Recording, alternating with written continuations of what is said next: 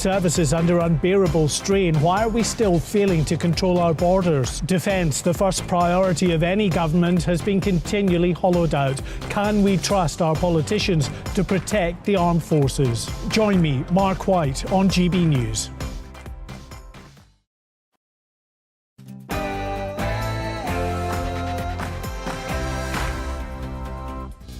Very good morning. It's 10 o'clock on Tuesday, the 28th of February. I'm Bev Turner. Today, rumours of a rebellion amongst Tory MPs. Even though the new EU agreement is being hailed as a success, can Rishi Sunak convince the party faithful to back his new Brexit deal? He's in Northern Ireland as we speak to tell the DUP to get back to business. We will take you that speech as it comes in live to us here at GB News. We are watching the clock. Rishi Sunak should be speaking any minute now. OK, also, King Charles waded into this constitutional crisis yesterday, didn't he? By meeting the President of the European Commission, Ursula von der Leyen. The palace blamed the government for the meeting. The government blamed the palace. Are you happy that the King is clearly getting more involved in politics than his mother did?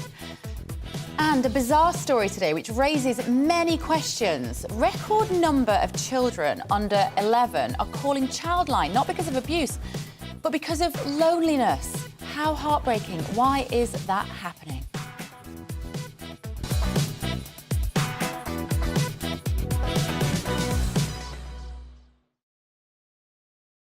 So a very good morning to you. The European Commission President meeting with King Charles at Windsor Castle has been branded constitutionally unwise as unionists and Brexiteer Conservatives warned that His Majesty was being dragged into politics. Should the King stay silent on political matters? Let me know what you think on that and the other stories this morning. Email me, gbviews@gbnews.uk. And we've got a Twitter poll going on King Charles. Lots ahead this morning. But first, let's get you up to date with what's happening here and around the world with Tamsin Roberts.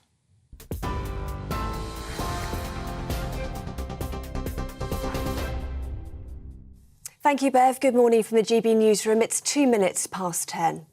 A major search is underway for a newborn baby after a missing couple were arrested in Brighton last night.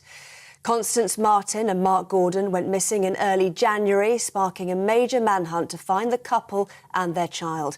However, police are still searching for their baby, who was thought to be just days old when they disappeared.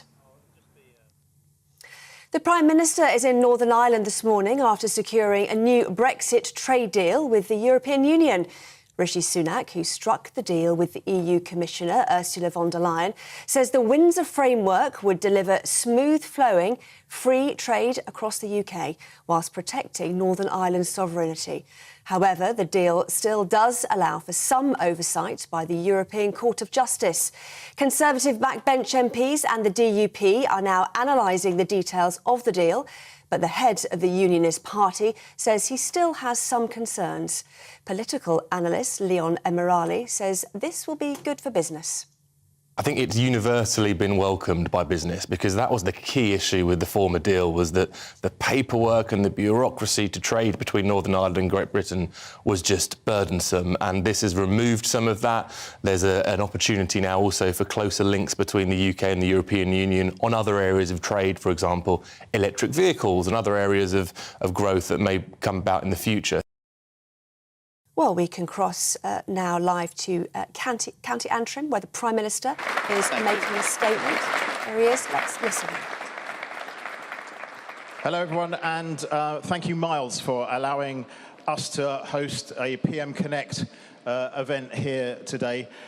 You'd have seen, I came here not so long ago to see your massive investment in the new monster lines here, and both the PM and I both respect and love the Coca-Cola company for what it does and how it operates across the globe, but especially here. And actually, you kind of, one of the reasons why the Prime Minister has spent so much time making sure that we get our negotiations on the protocol right, because you operate across all of Ireland. And we needed to make sure that any new relationship both looked after both those markets, but protected Northern Ireland's place in our union. Now, we think we've managed to do that, but to explain it more, I'd like to hand you over to the Prime Minister.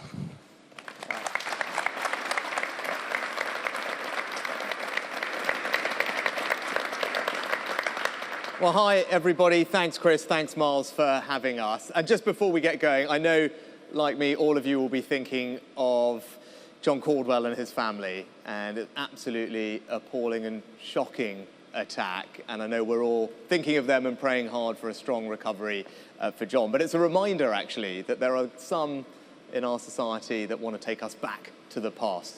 And I know that none of us want to see that happen. We want to look forward. And actually, that's what I saw when Chris and I were here on one of my previous visits at the end of last year, and we went to Harland and Wolff and saw all the incredible investment that's going in, the new Royal Navy contracts, the jobs that are being created. It was an enormous sign of promise about what was possible. And again, Miles is doing it right here with the investment that's happening in this factory and facility and jobs that are being created. It's a sign of what is possible, and that's the potential that I am so keen to realise for the people of Northern Ireland. But I also know that things are not working as they should be. And the protocol that was negotiated as it was being implemented was causing real challenges for people, for families, for businesses here in Northern Ireland. And in too many ways, it just didn't feel right. It didn't feel right. It didn't feel that the balance of the Belfast Good Friday Agreement that was so painstakingly negotiated and settled for almost a quarter of a century, that balance had been disrupted. And that's why I've spent a lot of time together with Chris and others working really hard to try and find a resolution on that thorny issue. And I'm really pleased. In fact, I'm over the moon that yesterday we managed to have a decisive breakthrough with our negotiations with the EU, reached agreement, the new Windsor framework, that I think is an extraordinary positive step for Northern Ireland. And it represents, as the European Union President herself said, a historic moment for us to move forward and resolve some of the difficulties of the past. But what does it achieve? Well, in a nutshell, it does three things. The first is it ensures that goods can flow freely across our United Kingdom internal market. So that if someone is sending something from Great Britain to Northern Ireland, we've managed to create something called a green lane, so it can just move very smoothly without tons of customs paperwork or hassle or checks. We've made sure that that process feels to anybody as if they're in the same country, because they are in the same country, and it didn't feel like that before, and that was disrupting businesses and supply lines. So that bit has been fixed, which is brilliant. But also, it's not just businesses that are sending things up and or back and forth across, also people. Someone sending their granddaughter a birthday present in a parcel, someone doing online shopping. All of that was also about to need tons of customs hassle, and that would have been ridiculous, right? So we've managed to fix all of that as well. So things can just move freely and smoothly between Great Britain and Northern Ireland, and that's what the Green Lane is about. But it's also about making sure that the same goods are available. And that brings me on to my second point, and that's about protecting Northern Ireland's place in our union. Now, when you're part of a country, you expect that you get all the same benefits of being part of that country wherever you live. And in too many ways, that didn't feel like it was working, right? When you went to the garden centre and you couldn't get the same oak trees. I remember famously the Jubilee, when we celebrated Her Late Majesty's Jubilee, there were these Jubilee oaks. They weren't available in Northern Ireland's garden centres. Seed potatoes, such an important part of Northern Ireland's horticultural industry, not available. You think about medicines. We have the situation where it was going to be the case that the UK might licence a really impressive new drug to help treat cancer, and it wouldn't be available for patients here in Northern Ireland. When I was Chancellor, I was cutting taxes. In fact, I cut taxes on beer duty in pubs, which we can do once we left the EU. We could say, actually, we're going to have one tax for beer that you buy elsewhere, but when you're in the pub, you want to have a lower tax on beer. And we could do that, and I announced it. And it's going to happen in the rest of the UK this summer, but it wasn't able to happen in Northern Ireland. And that didn't seem right at all. When you take your pet on holiday, it's another example. Someone coming to take their pet on holiday had to get a rabies jab. They had to get a certificate from their vet. They had to get tapeworm treatment. And that all is clearly ridiculous. So those are all the ways in which I felt, hang on, we're not part of the same country. Well, we've resolved all of those issues thanks to the work we've done. And crucially, I talked about product availability. The hassle of getting a supermarket lorry from Great Britain to Northern Ireland was enormous. Hundreds of certificates. Tons of bureaucracy to get through, and worse. What was available in Great Britain on the shelves in the supermarkets, which I know is a bit challenging at the moment, but it's getting better, but more generally, was not available in the shelves in Northern Ireland, and that wasn't right. And we've resolved all those issues so that there's going to be the same things in both places, which is as it should be. And that brings me on to the third thing. And the third thing is really important. It's about sovereignty. It's about all of you. It's about making sure you, the people of Northern Ireland, and your elected representatives are in control, and that you have a say in what happens to you. And I think for too many people, it felt like, hang on, we accept that we have access to the EU market, and that's a good thing, and we accept that we don't want to have a border on the island of Ireland, a hard border. We accept that, and that's a good thing. And because of that, we recognise that there is some role for EU law, but we need to have a say on that. Can't just ignore us when it comes to that.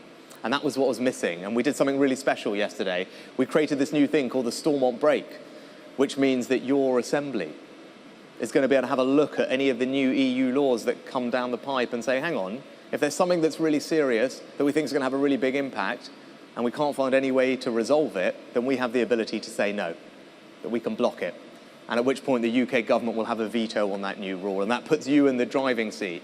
So that is a really powerful new mechanism that we've created. It puts democracy and sovereignty back in Northern Ireland where it belongs, and I think is a really powerful commitment to all of you that the concerns that I've heard, that Chris has heard over weeks, months and years have been listened to, taken seriously and now acted on. And I'm here to answer your questions. I'm here to listen to you, as I have been over the past months that I've had this job, about what we can do to make your lives better, because that's ultimately what I'm here for. Every day when I'm doing this job, I'm figuring out how can I make a positive difference for all of you. And I knew that the protocol was the thing that was making the biggest difference, the biggest problem, and that's why we needed to put the most effort in. I'm really pleased that we were able to achieve that yesterday, and I believe, hand on heart, that it provides a basis for all the parties, all the communities here, to look at it, to look at the detail, consider it, and they will see that it is a big step forward, that it does address the concerns that people have. And I hope will allow them to come together, put all the division and arguments of the past behind us, come together and move forward together and start to look forward to a brighter future for Northern Ireland. That's what I think is now possible, and that's what I'd love to talk to you all about and take your questions. So thank you for having me. Over to you.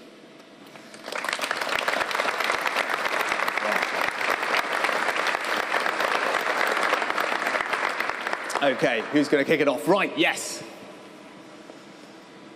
Lovely, thank you. Good morning. I wanted to ask, you've talked an awful lot about the benefits of the agreement in regards to UK trade. We're obviously an all-Ireland business. Yeah. Are there any implications from that point of view that we need to consider? No, and that's a really important point, and it's about balance. And we have to recognise that there's a balance to be struck, because it's really important to me and to many of you that in all ways, shape and form, that Northern Ireland is fully part of the United Kingdom. We are one country, and it can't feel different, it can't be different, and that's why we had some work to do to correct some of those things. But at the same time, we've got to recognise that for businesses like the one we're in, having access to that EU market, ensuring that there's no border north-south on the island of Ireland, is really important. It's really important for Northern Ireland's prosperity, for jobs, for opportunity, and that's the balance that we needed to strike. And I'm really pleased that we protected that balance, because that's something that I heard loud and clear, that as much as we wanted to fix all the problems, we also couldn't lose the thing that people valued. And that's not been easy.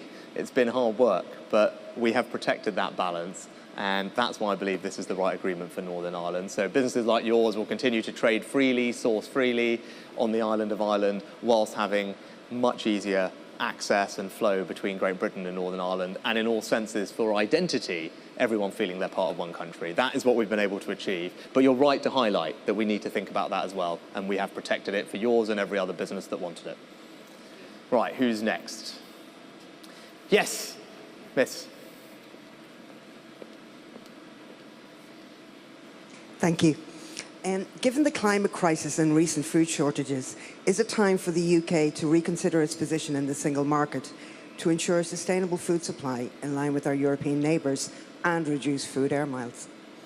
Right, so the question everyone heard about climate change and food sustainability. So, look, obviously climate change is one of the big things that we're trying to tackle. And just a few weeks ago, I actually changed how government works. And we created a brand new department for energy security and net zero, because I think it's that important. And I think we should have a dedicated government department that's run by a brilliant guy called Grant Shapps, who is going to focus on this, because those two things go hand in hand.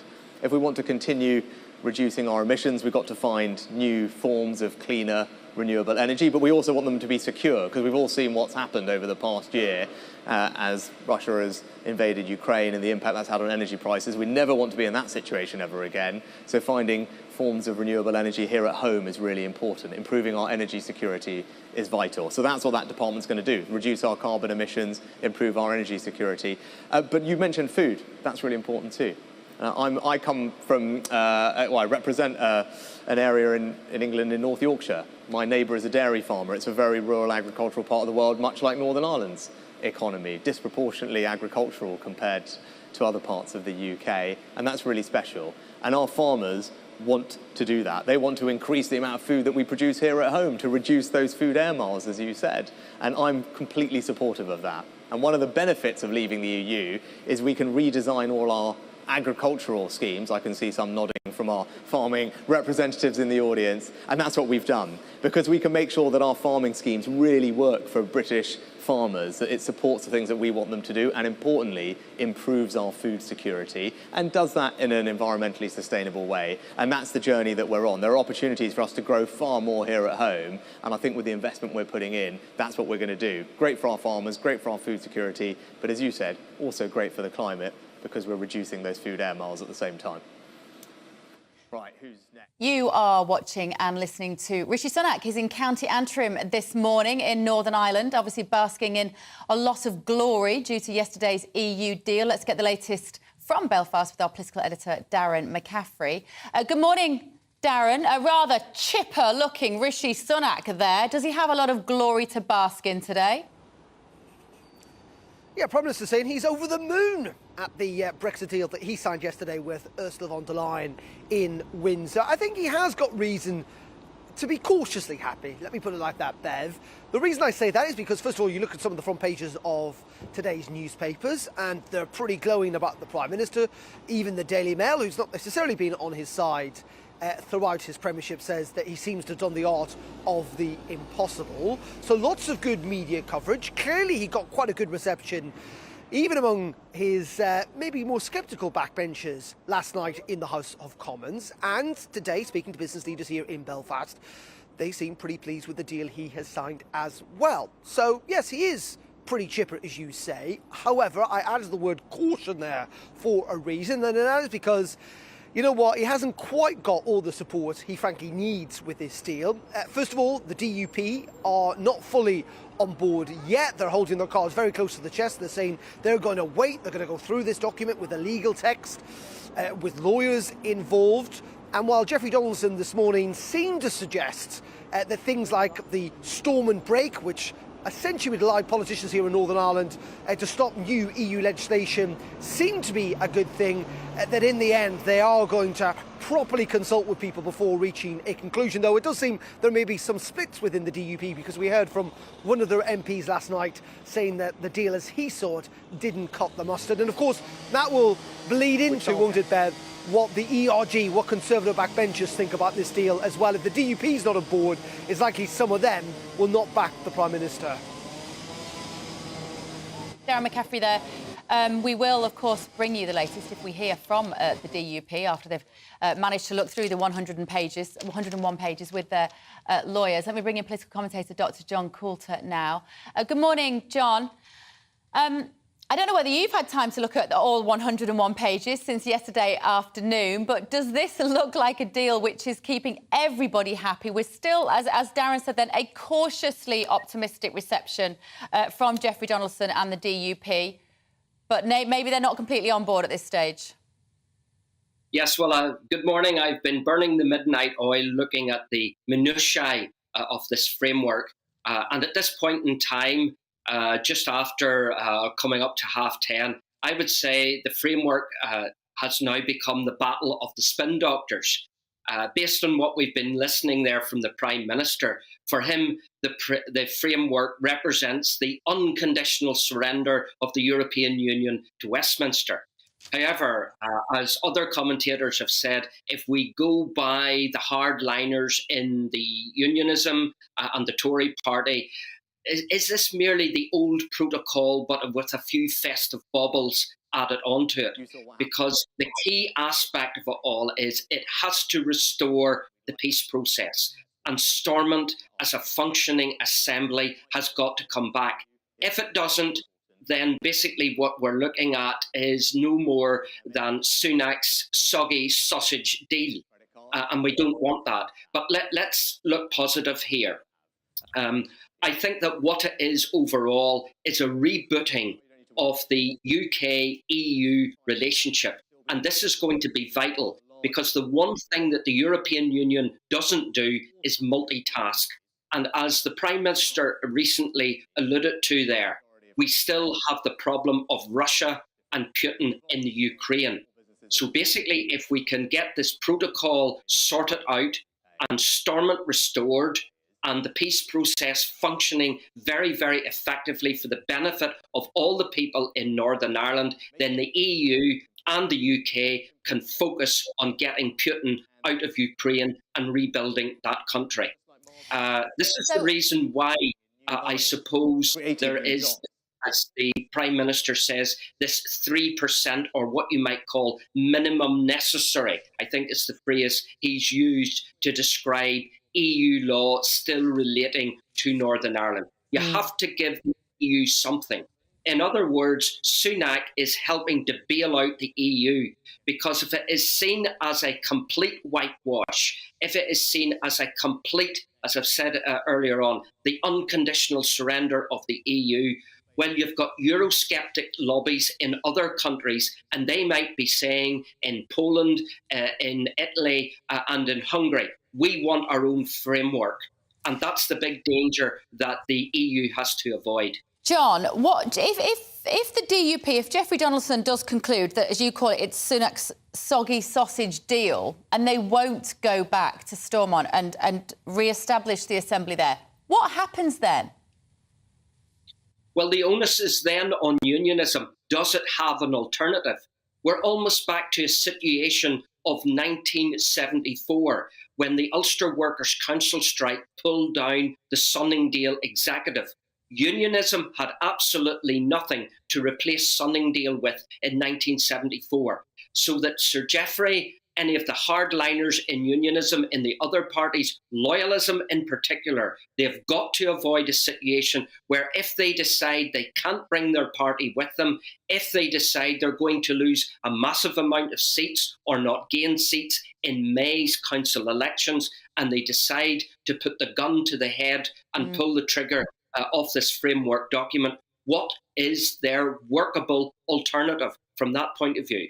OK, all right, thank you so much, John. Dr John Coulter there. Let me know what you think about all of this, won't you? GBViews at gbnews.uk. I'm going to have in the studio in just a moment Anna McGovern and also Stephen Pound. Now, remember, Stephen Pound was involved in the Northern Ireland peace process. From day one, he was on the Northern Ireland Select Committee, so it'd be interesting to know what he thinks. He's also, of course, a regular face on the show. But moving away from Northern Ireland for just a moment, the breaking news overnight from Brighton. Do you remember this couple? Police confirmed that the missing couple, Constance Martin and Mark Gordon, she's the aristocrat, he's the ex-con. They're now in custody. They were arrested in Brighton last night.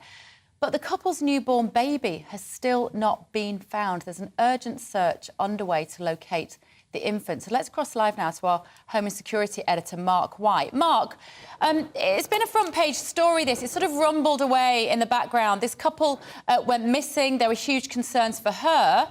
They have been found. Enormous concerns for this newborn baby and where that baby might be. Yes, indeed, and that's why there is now a massive search operation that is underway in this area, the Stanmore Villas area of Brighton. My colleague Ray Addison, who's also down here, has seen about 50 police officers, and they are a mix. Police officers, of course, from Sussex Police, from Surrey Constabulary as well, who share a lot of their serious crime operations, and the Metropolitan Police, who have primacy in this ongoing investigation.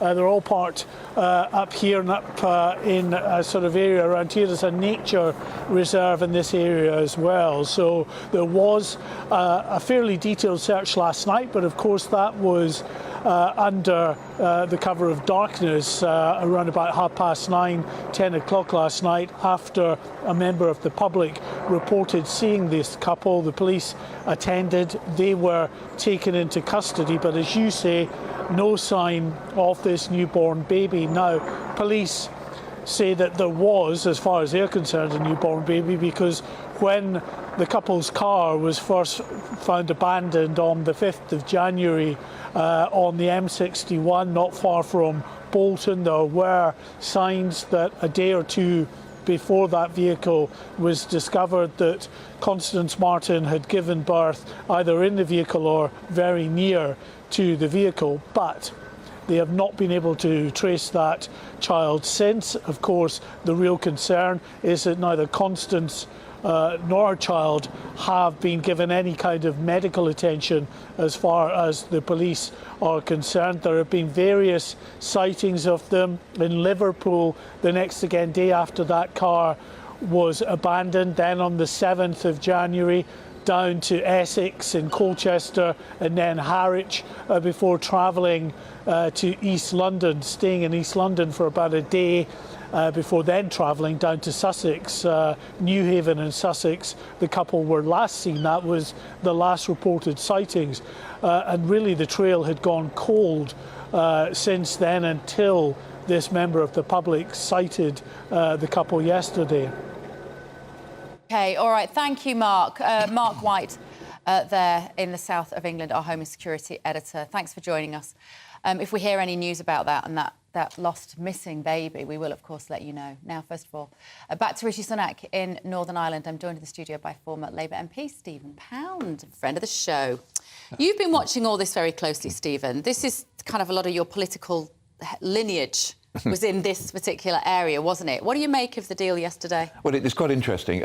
People in Northern Ireland who've spoken to me this morning are not calling it sort of, the Windsor framework. They're calling it the Windsor Knot, because it's not as good as it seems. Really? Well, I'll tell you why. You know the old thing about, today they're ringing the bells, tomorrow they'll be ringing their hands. But if you actually have a look at the command paper, page 23, paragraph 62, which actually describes the so-called Stormont break. I mean, what a magnificently rich, over-sugared fudge this really is. For the so-called Stormont break, which is actually given out as if it was somehow as a way for Stormont, for the people of Northern Ireland, to actually halt anything which is in any way not working properly.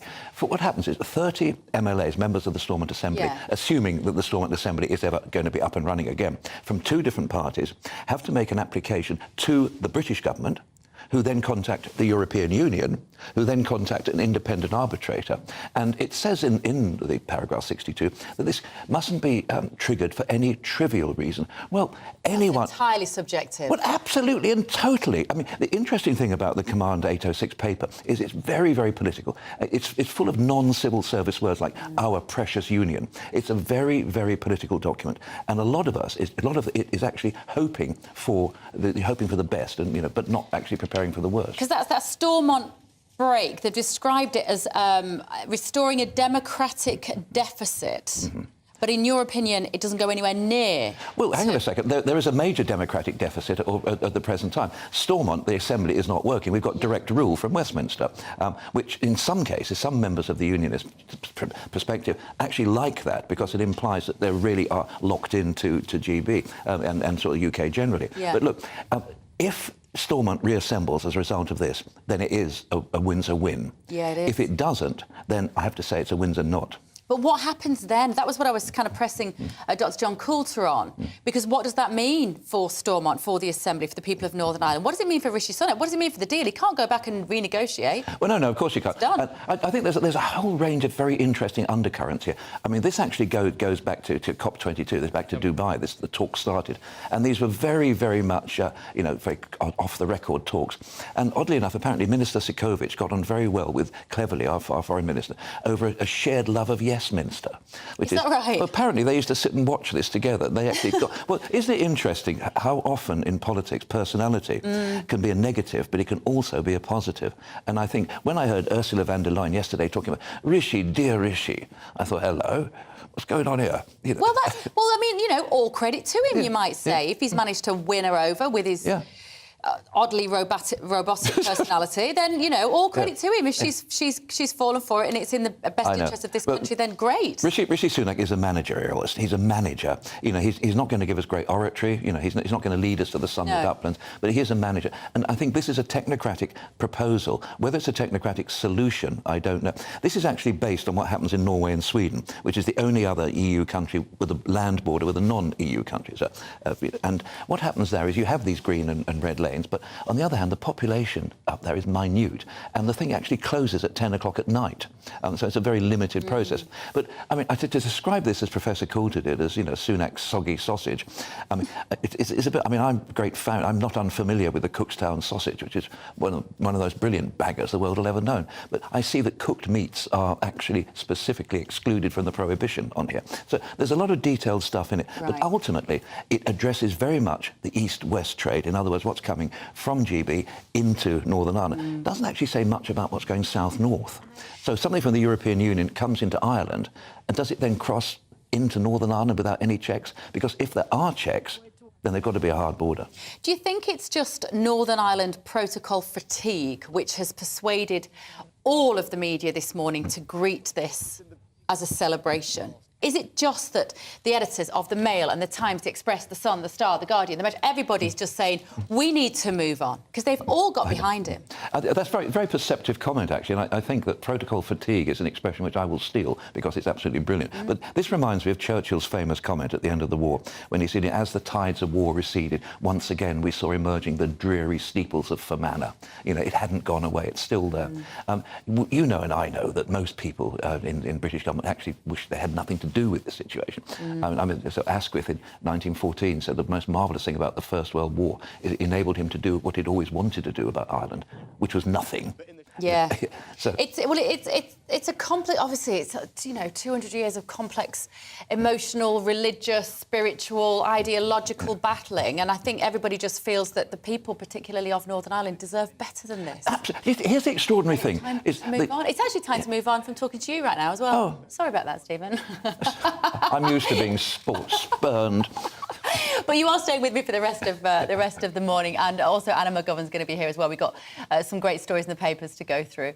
I'm asking you this morning, should King Charles have stayed silent on this? Do you want him to stay silent on politics? This is in light of his meeting Ursula von der Leyen yesterday to discuss the Brexit deal. Almost 90% of you so far say that he should just keep his thoughts to himself. Interesting. Head over to our Twitter page and cast your vote now. We're going to be speaking about that after your morning's news. Should the King keep the politics to himself? Here is Tamsin.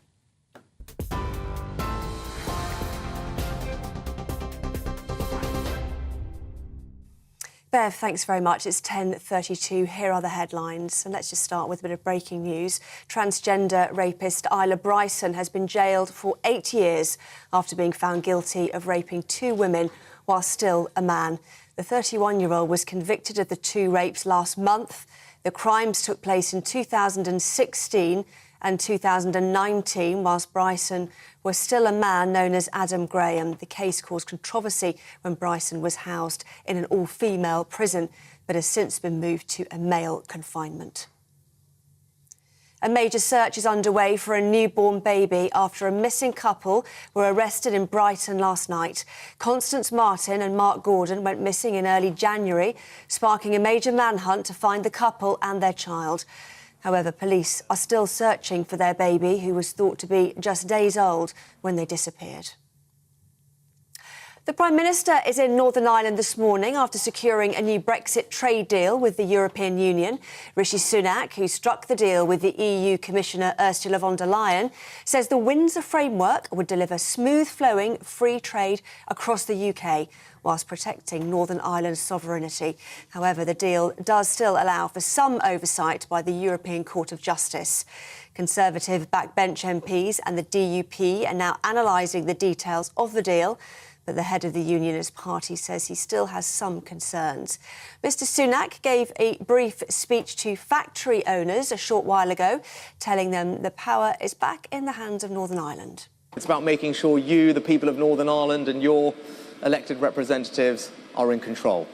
and that you have a say in what happens to you. And we did something really special yesterday. We created this new thing called the Stormont Break, which means that your assembly is going to be able to have a look at any of the new EU laws that come down the pipe and say, hang on, if there's something that's really serious that we think is going to have a really big impact and we can't find any way to resolve it, then we have the ability to say no.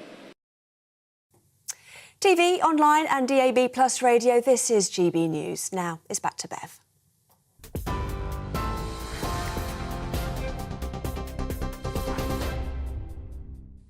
I'm asking you this morning, would you welcome a more political monarch? King Charles has faced criticism for meeting Ursula von der Leyen yesterday. See you in a few minutes.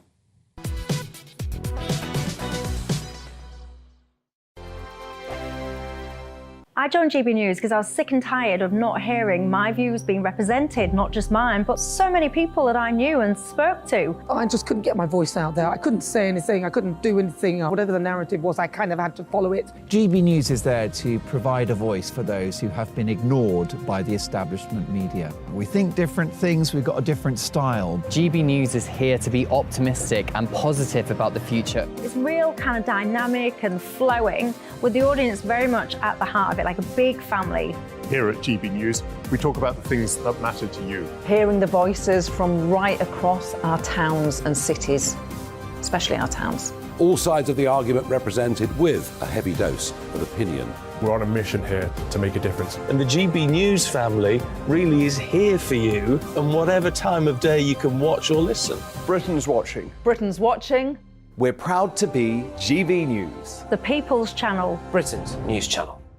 Hello, I'm Michelle Dewberry, and you can join me every weekday 6 till 7 on Jubes and Kerr. You're an inspiration to us all. Click that bit up. Well, you are. That's my ringtone. My political ambitions are, those days are gone, I can tell you. She's only teasing. Go on. He's probably going to want to lay down now. I'll give him 2 minutes to have one. Let's respectfully disagree. That's what we like on Jubes and Kerr. Come and join us. GB News, the People's Channel. Michelle Dewberry, weekday evenings at 6 o'clock.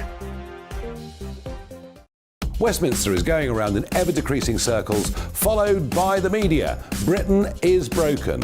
How on earth did we get into this mess? But more importantly, how do we get out of it?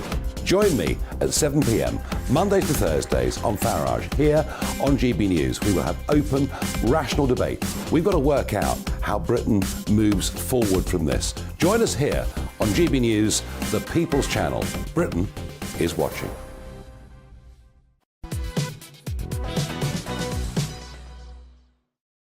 Very good morning. It's 10:37. This is Bev Turner today on GB News. We have been speaking about the Brexit breakthrough deal that was reached yesterday, but another story that hit the headlines was the European Commission President meeting with King Charles at Windsor Castle. It's been branded constitutionally unwise as Unionists and Brexiteer Conservatives warn that His Majesty was being dragged into politics.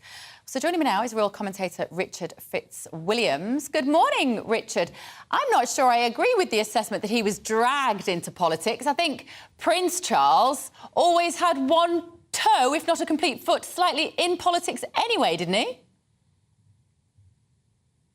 Oh, well, unquestionably, unofficially, I rather agree with you, because if we look over the years, if you look at the environment and his campaign since 1969, if you look, for example, on one occasion when asked about meddling in politics, he quoted his trust and the fact that disadvantaged young, in a sense, they're part of society, and therefore that, you could argue, is politics. Party politics he must avoid. But you're quite right, if you go back to 1999 and 2015, he supposedly boycotted, during Chinese leaders' state visits to Britain, banquets at Buckingham Palace. Famously, he described the Chinese leaders in hanging the handover of Hong Kong as appalling old waxworks. I mean, recently, the rumour, which has certainly not been strongly denied, that he thought the government's policy of sending asylum seekers to Rwanda was appalling, that seems to be his point of view. And what is very interesting about this is the fact that, according to number 10, and I'm surprised this hasn't been highlighted more, the issue whether or not King Charles meet Ursula von der Leyen was, I quote, fundamentally one for the palace. Then the palace has source has said that, of course, when visiting head of state, world leader visits Britain, on the advice of ministers, which is government advice, that's what he acts on. So that is naturally what he did. But all this, of course, is part and parcel of a huge amount of spin. And I think we can see that pretty clearly, that the dark arts are also part of the Windsor framework. What a wonderfully English term, is it not? We've got a poll running this morning, Richard, at GB News, asking the public whether the King should stay silent about politics, and currently 86% of our viewers say yes. Now, you could argue that this is because we are still mourning the loss of Her Majesty Queen Elizabeth II, and perhaps we are in a transitional period. Maybe a more modern monarch, a more modernised royal family will inevitably be a little bit more political, and it's something we just have to get used to. Oh, definitely, we must not get used to anything of the kind, because the monarchy embodies constitutional stability and also, of course, national unity. You don't want some superannuated party hack as a president. One of the cases for monarchy is that the accident of birth is, in fact, an advantage, because you know who's going to be the next head of state. And what we don't want is allowing King Charles, and remember COP27, he was advised by Liz Truss and then by Rishi Sunak not to attend. He may have wanted privately to attend. He didn't. That is the line basically he should take. And so far as his accession speech is concerned, he made it absolutely clear that he could see once he created his own role as Prince of Wales, and that did involve controversies such as the so-called Black Spider memos that he sent to ministers. This is a totally new role, and one of the important aspects, I think, of being monarch, it's not the power you have, it's the power you deny to others. It's being impartial, it's being above party issues, and it's that makes you the focal point of loyalty. And I think that is what the readers and listeners are responding to. I also think there is a sense, Richard, that there are sort of more global influences at play that may not have the best interests of domestic people, of the nation, of the citizens of this country, and that when, at the moment, whilst people are concerned about the future, whilst we're struggling with cost of living, while we're not sure what's happening with the minutiae of our lives often, and when we see King Charles shaking hands with the President of the EU, it just plays into this idea that there are World Economic Forum forces, that actually we are below the global elite and they do not have our best interests at heart. And maybe Prince Charles should have been a little bit sensitive to that yesterday. Well, I think that it was a goodwill meeting, and I think, and we've seen the Prime Minister and how chipper he is at the moment, whether that will last and to what extent we'll see that in the coming weeks and months is quite another issue.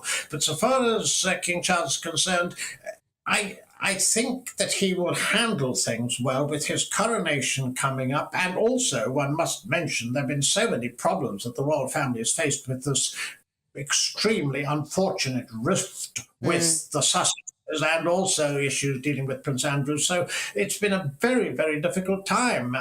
Since last December until mid-January, with the break for Christmas, his Christmas message, I mean, from that Netflix docu-series to that terrible Spare memoir, which has cost Harry so much support in the United States, very, very interesting this, and also those television interviews, I think it's been an extremely difficult time for the royal family. They've had to remain very, very quiet while their private life and so many issues dealing with it has been made so public. And so far as the public face of the monarchy is concerned, I think that must be impartial, and it must be strictly impartial, it must be above party politics, but equally there is this unifying factor which I think makes the institution so valuable. It was so easy at the time of the Queen, because of course she grew up in a different era.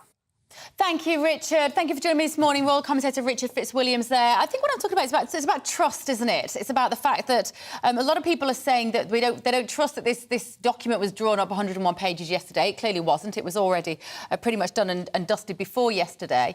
A lot of you getting in touch. Raymond says, I'm not sure how I feel about the new deal with Northern Ireland. Often when something seems too good to be true, you usually find out that it is. And Hilary says, call me a sceptic if you want, but I'm waiting for the crunch. There must be something that the EU wanted from us that we are not privy to just now. Also, people questioning trust in that the government saying that Prince Charles organised the meeting with Ursula von der Leyen, and the palace saying, well, no, it was the government. Just be honest with us. That's all we ever want.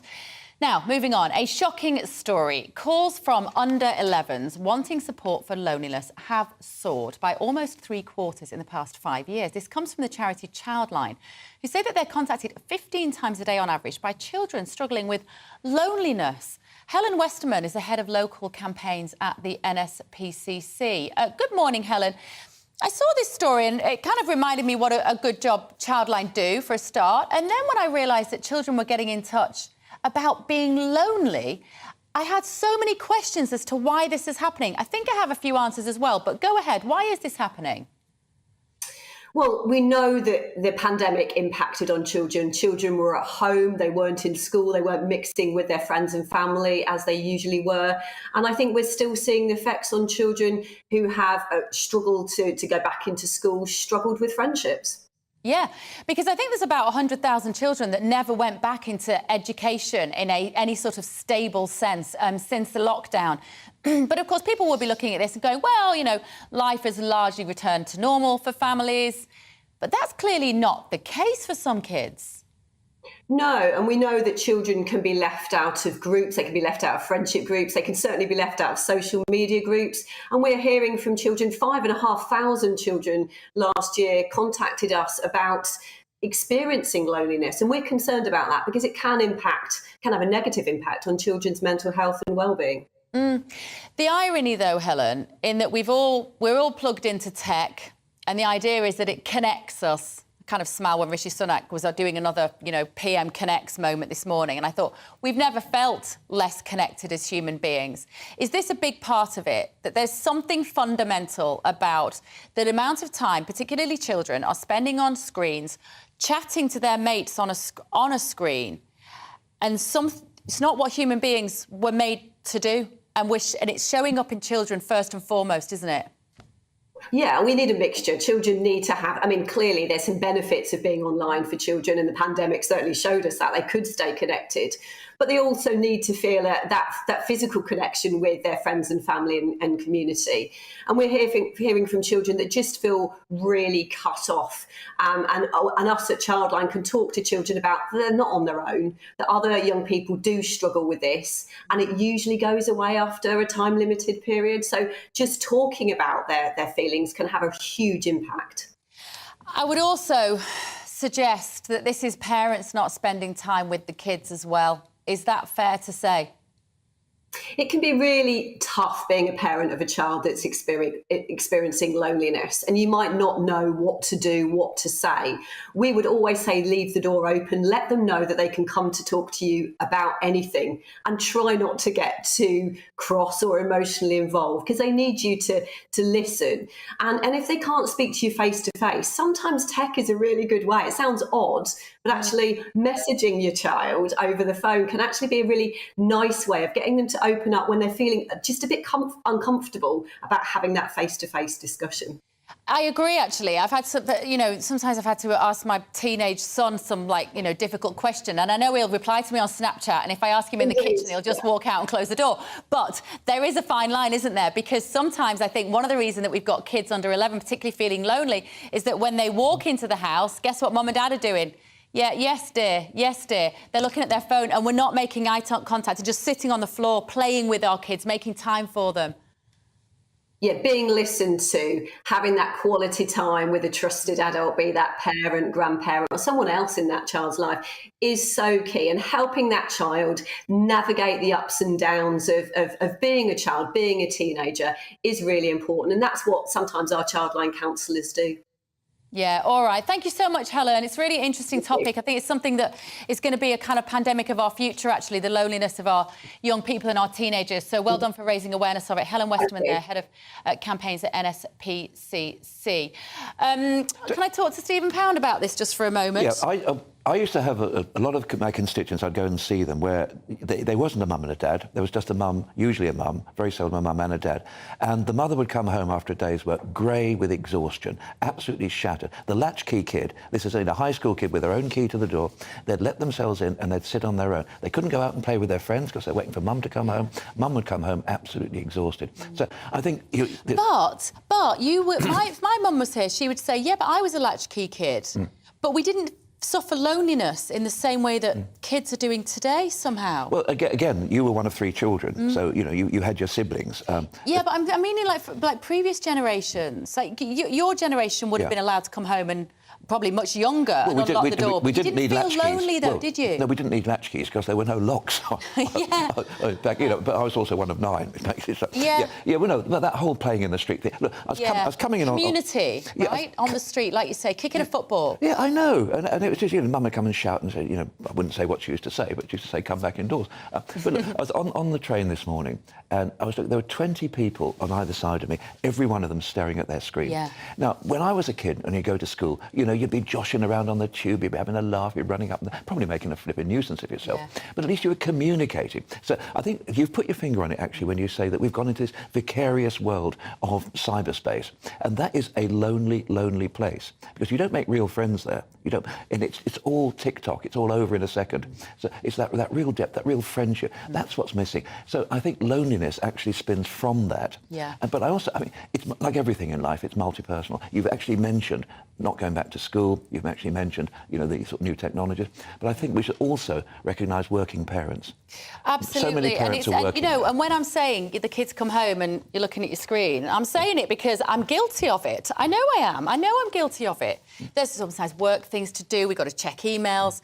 You know, the beauty of tech is that we're never not at work. The worst thing about tech is you're never not at work, yeah. Isn't it? So, you know, it's very easy to do, isn't it? It's to slip into... And they are so addictive. Our phones are so addictive. That's the problem. They're addictive for the children. They're addictive for us. But the point being that, I mean, for example, when the National Health Service was first proposed, it was assumed that women wouldn't work, that women would be at home, they'd look after the children, looked after the elderly relatives. Now the pattern of work has changed so much, and for all that people are working from home, there's still a high number of people who are both parents are working, and that gives the child the loneliness because the parent doesn't take them to football, doesn't take them to ballet lessons, doesn't take them to dancing classes, all those things that, you know, as you so sweetly say, my generation used to do. Yeah, absolutely right. Thank you, Stephen. OK. After 11 o'clock, I'm going to be joined on the show by Mr Brexit himself and Nigel Farage. He will give me his take on Rishi Sunak's new deal. Oh, back to you now, Stephen, apparently. Yeah. Marvellous. Can't argue with that. Absolutely. Yeah. We are waiting for another panellist. Anna McGovern is meant to be here, but she's stuck on the transport because nothing really works in this country anymore, does it? Can I just come back to the King Charles thing? Yes, you may. Yeah, this is really interesting. We now know that there was at least 2 occasions when Her late Majesty actually disagreed violently with... I mean, one with Mrs Thatcher. The Queen wanted to impose sanctions on South Africa. She supported it. Thatcher refused. And we now know that the Queen was actually in, quote, a rage, and she almost cancelled the weekly audience. We also know that she spoke to Tony Blair on the fox hunting bill, you know, the Foster bill back in 2000, and said, don't do it. Oh, really? Oh, no. So there have been occasions when the monarch has become involved. I think the problem with this particular King Charles one is it was originally, I believe, going to be called something like the Windsor Castle Agreement. So it's going to have the gloss of the regal gloss painted. Otherwise, you know, why else would it be at Windsor? So I think one thing he does have is good advisors. Yeah. One thing he doesn't always do is listen to them. On this occasion, I'm pretty sure he does. But as for meeting Ursula von der Leyen, she is not a head of state. If she were a head of state, then it would have been entirely appropriate for them to have met in that way. She's not the head of state. She's the president of the European Commission. Yes, and it elevates her to the status of head of state, precisely which goes down very badly yeah. with the Brexiteers in this country when we are in this position because of the pressure that the EU have put the British government and the people of Northern Ireland under for several years. Well, we can argue that, but I think in this particular case, I think it's giving her credibility that she hasn't actually had, and I don't think she would want to be perceived as a head of state. I want to talk to you about this story, Stephen. Yeah. This is a Jamaican criminal, was in this country. He went on to murder a man in a brutal knife fight, and a lot of kind of celebrity virtue signallers came out and said, we can't deport this guy. Ernesto Elliott is his name. And he then went on to murder somebody 6 months later. And it's one of those stories that is actually... There's a lot of elements to it, but particularly the fact that all those people who were jumping on the public bandwagon to say we mustn't deport this man are now very quiet that he went on to murder somebody when he should have been deported. I remember this very well indeed when, I was in Parliament and I remember Diane Abbott, making the statement and she and Beverley Knight and so many other people. I couldn't understand the argument here because they seem to be trying to conflate this with the Windrush generation. The Windrush generation were people who actually came to help us in our hour of need. They were decent, honest, hard-working people who brought a huge amount to us in this country. This man is an absolute double-dyed villain, and he should have been sent back to Trenchtown or Tivoli Gardens or wherever it was. Instead of which, somebody said this morning, and I think it may be slightly hyperbolic to say that people like Diane Abbott have got blood on their hands. I think that's a little bit over the top, but I think people need to actually realise that when you actually say that in a blanket thing, no criminal should have been deported in December 2020, you're going to end up with people like... We all said at the time, do you really want paedophiles and murderers to be excused deportation? Well, Suella Braverman has said this murderer should have been deported on a flight out of this country in 2020, but the courts blocked his removal after dozens of MPs and celebrities blocked his removal. Naomi Campbell, various other people spoke out, and then he went on and killed somebody. Right.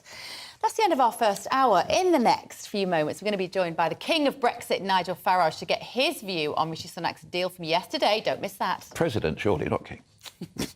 Hello again, I'm Aidan McGivern from the Met Office. Another mostly cloudy day across the UK. Showers in places, but some brighter spells, especially for the likes of Western Scotland once again, where the sunshine will reappear, and for eventually some southern counties of England, as well as some western parts. But actually a lot of cloud is feeding in from the east, from the North Sea, so frequent showers around some North Sea coasts, into the Pennines, the southern uplands, and a few showers making their way into the Midlands, as well as parts of Wales. And we've got this area of showers or longer spells of rain just clipping Kent, and it's going to stick there through much of the afternoon.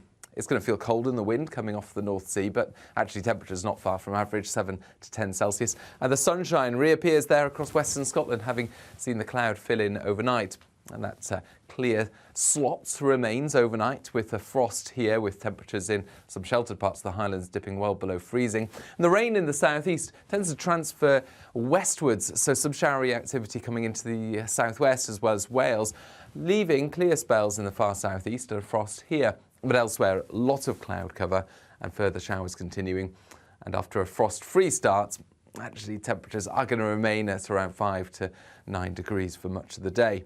Some brighter spells coming in at times for northern and eastern England, but it's here where the showers will continue to pile through, drying up further west, and there'll be, well, plenty of sunny spells for western Scotland, some western and southwestern, as well as southern coasts of England and Wales. Through the night on Wednesday night, again, we'll see some clear spells towards the south, as well as western Scotland. 1 or 2 clear spells for Northern Ireland, where we get the clear spells, temperatures dipping below freezing. Otherwise, a lot of cloud and staying frost-free. Into the weekend, most places stay cloudy, with average temperatures turning cold in the far north.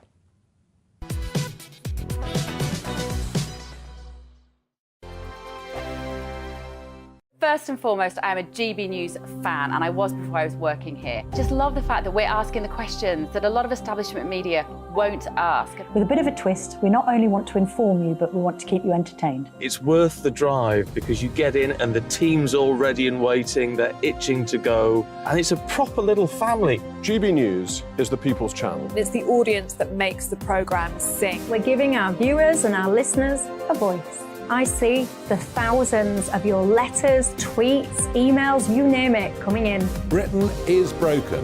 How on earth did we get into this mess? But more importantly, how do we get out of it? The establishment had their chance. Now we're here to represent you. It's time for something different. It's time for GB News. I'm very patriotic. I believe in Britain. Our best days lie ahead. Britain's watching. Britain's watching. Join us here on GB News. The People's Channel. Britain's news channel. Monday to Thursday, 9 p.m. till 11 p.m. Join me, Dan Wootton. I'll bring you the sharpest takes and hottest debates. Do you not believe in prison? I don't believe in prisons. I'm completely Right. stunned. I guarantee you there'll be no spin, no bias, no censorship. I actually was personally quite offended by it. And no reason to go to bed. So I guess they've always been quite woke. That's Dan Wootton tonight on TV, radio and online. Monday to Thursday from 9 p.m. till 11 p.m. on GB News. The People's Channel, Britain's news channel. I'm Simon Evans. Join me on GB News for Headliners at 11 p.m. What's the scoop? I'll be joined by two of the country's top comedians. That's right. As we take a look at tomorrow's newspapers tonight. We're going to get into trouble. If it's a big story, we'll be covering it. Spill some tea on him. There we go. But we'll also have some fun. I wouldn't stick up a bank. My father didn't love me. So anyway, Headliners every night from 11 on GB News, the People's Channel, Britain's news channel.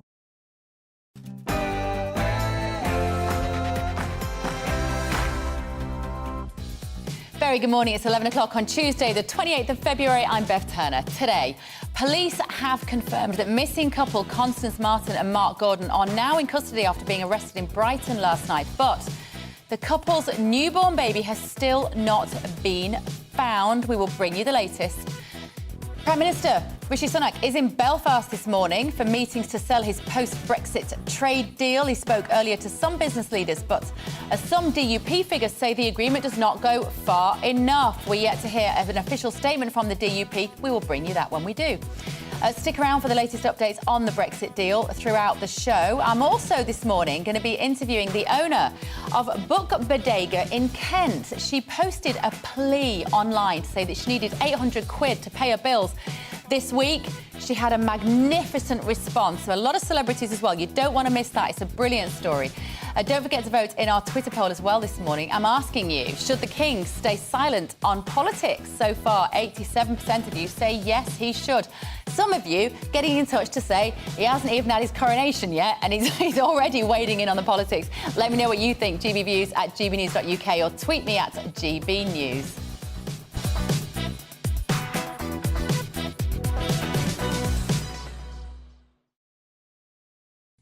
Stephen Pound is still with me this morning, and also Anna McGovern is going to be here.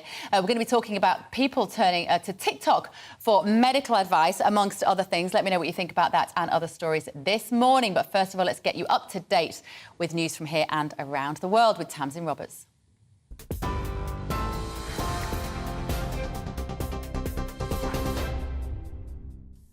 Bev, thanks very much and good morning from the GB newsroom. It's 1 minute past 11. A major search is underway for a newborn baby after a missing couple were arrested in Brighton last night. Constance Martin and Mark Gordon went missing in early January, sparking a major manhunt to find the couple and their child. However, police are still searching for their baby, who was thought to be just days old when they disappeared. Transgender rapist Isla Bryson has been jailed for 8 years after being found guilty of raping 2 women while still a man. The 31-year-old was convicted of the 2 rapes last month. The crimes took place in 2016 and 2019, whilst Bryson was still a man known as Adam Graham. The case caused controversy when Bryson was housed in an all-female prison, but has since been moved to a male confinement. The Prime Minister is in Northern Ireland this morning after securing a new Brexit trade deal with the European Union. Rishi Sunak says the Windsor framework would deliver smooth-flowing free trade across the UK whilst protecting Northern Ireland's sovereignty. However, the deal does still allow for some oversight by the European Court of Justice. Conservative backbench MPs and the DUP are now analysing the details of the deal, but the head of the Unionist Party says he still has some concerns. Mr Sunak gave a brief speech to factory owners today, telling them the power is back in the hands of Northern Ireland. It's about making sure you, the people of Northern Ireland, and your elected representatives are in control, and that you have a say in what happens to you. And we did something really special yesterday. We created this new thing called the Stormont Break, which means that your assembly is going to be able to have a look at any of the new EU laws that come down the pipe and say, hang on, if there's something that's really serious that we think is going to have a really big impact and we can't find any way to resolve it, then we have the ability to say no. Grocery price inflation has reached a new record high of 17.1%. Analyst Kantar says this means an average increase of £811 to yearly household shopping bills. Products such as milk, eggs and margarine have seen the fastest rising costs. The impact of the vegetable and fruit shortages is not yet included in the new inflation figures. Thousands of teachers are striking across England and Wales this week in a 3-day walkout in their ongoing dispute over pay. The National Education Union says teachers will walk out in the north of England today, with the majority of schools restricting access for pupils or fully closing. Education Secretary Gillian Keegan has called strike action unforgivable, adding that children deserve to be in class, especially after the pandemic. On Wednesday, union members in the Midlands and eastern regions of England will join the picket line, with more walkouts in Wales and the south of England on Thursday. 3 energy companies are to bring a High Court challenge against the sale of collapsed company Bulb to Octopus Energy. Lawyers representing Scottish Power, British Gas and E.ON say there are serious public interest issues surrounding the deal and have questioned its lawfulness. They're trying to challenge 2 decisions by the Department for Enterprise, Energy and Industrial Strategy, approving the takeover and increasing a government loan to help with the transfer. Bulb went into administration at the end of 2021 with approximately 1.6 million customers on its books. Keen stargazers were treated to a second night of seeing the Northern Lights in the UK. Northern Scotland was the best place to view the aurora lights overnight. This was the view from the Isle of Skye. The phenomenon is a result of a solar storm. They had previously been seen as far as Cambridgeshire the night before, but cloudy weather unfortunately prevented a second chance. It's impressive. This is GB News. More from me shortly. Now, though, over to Bev.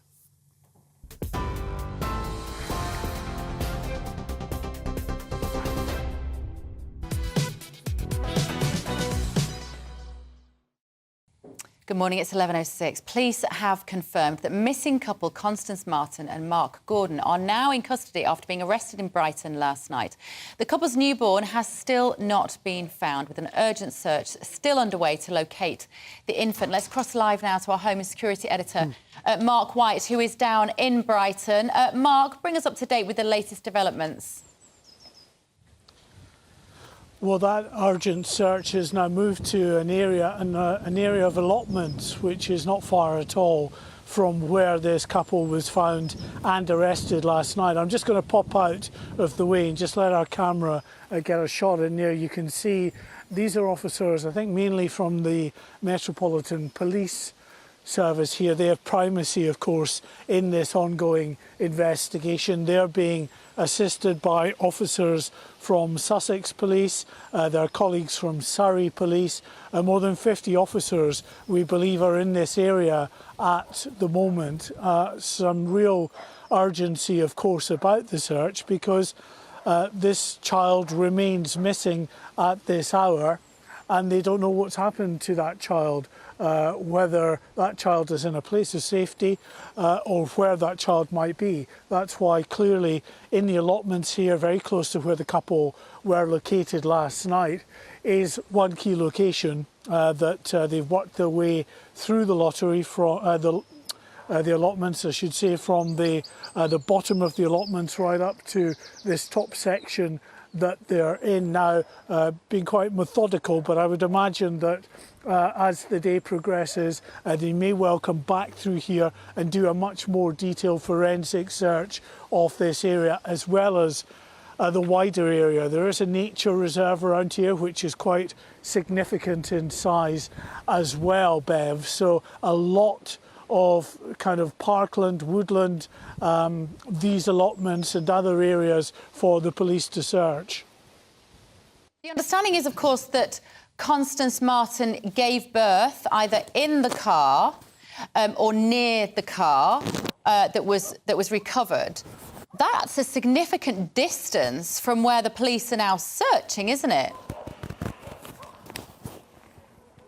Yes, this was the 5th of January when the car that the couple were in was found abandoned on the hard shoulder on the M61, not far from Bolton. That vehicle was on fire, but forensic examination of the car revealed that Constance Martin had given birth probably a day or two before this vehicle broke down and was caught fire, either in the vehicle or very close to the vehicle. And then, of course, on the CCTV pictures that subsequently showed them, we saw them in Liverpool the next again day. Then they went down to Essex the day after that, to Colchester, and then down to the port of Harwich before heading over to East London. They were caught on CCTV camera again in East London, and it looked in some of the CCTV as though Constance Martin was pushing what may have been an infant, certainly pushing an infant's pushchair. No sign of the child, though. It's possible, of course, that it may have been full of belongings rather than the child. All of that will have to factor in to the inquiry as they go forward to try to determine what happened to that child. Was that child with them right up until the point that they were arrested last night, or did that child leave their custody at some point prior to that?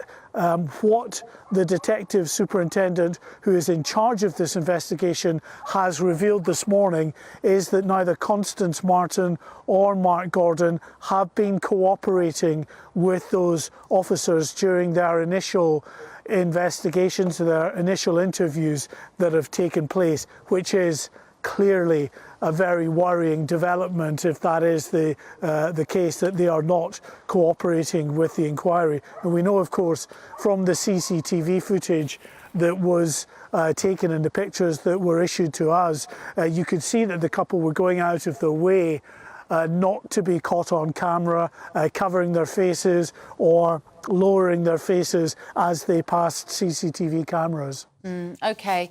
Thank you very much, Mark White there down in Brighton. What a shocking story, isn't it? It's incredibly distressing. Right, let's bring you a rather heartwarming story. We all need a little bit of cheering up, don't we, at the moment? It's freezing cold outside. Owner of Book Bodega in Kent, Sapphire Bates, posted online that her business was struggling to pay the energy bills. It needed £800 this week. The shop's rent, bills, staff cost, fuel bills were all due. And Sapphire reached out on Twitter. She joins me now. Good morning, Sapphire. Hello. Good morning. Lovely to see you. The owner of Bodega Books. Now, there was clearly something about your tweet and the image of your beautiful bookshop that captured the imagination, and the work of social media leapt into life. It's a beautiful shop. If you're watching, listening on the radio, it's a small little shop with beautiful lighting, very colourful. And you said, we need your help. I run Book Bodega. Winter is killing us. It's so quiet, and we need to make £800 by Tuesday to pay our bills. This is my current view. No customers, crying emoji. Please shop with us and help to stay open. So just to be clear, Sapphire, you weren't asking for people to just send you their money. You were looking for customers. You wanted people to buy books. What happened? Yeah, I was just really asking if anybody fancied buying a book who, you know, if they had something on their list that they've wanted. Oh, I think we've lost her. Let's see if we can get Sapphire back. Oh, no, I'm so sorry. Oh, there you are. No, I think you're back. I think we can see you. Hang on. Are you there, Sapphire?